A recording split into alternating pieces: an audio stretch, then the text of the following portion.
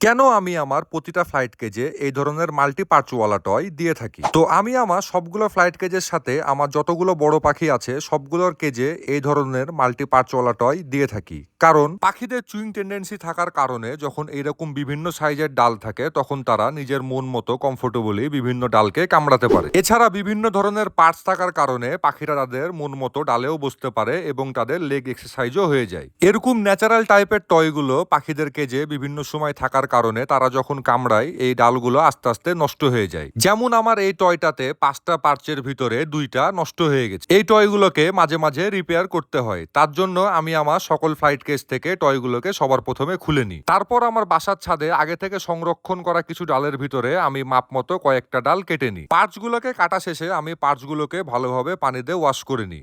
এরপরে পার্টসগুলোকে পুনরায় toy set করে দিই এবং কেজে কেজে প্রোভাইড করে দিই। এই টয়গুলোতে আমার পাখিগুলো বেশ ভালোভাবে খেলা করে এবং তাদের চুইং টেন্ডেন্সিও মিটিয়ে নিতে পারে। আজকের জন্য এতটুকুই ছিল। টাটা।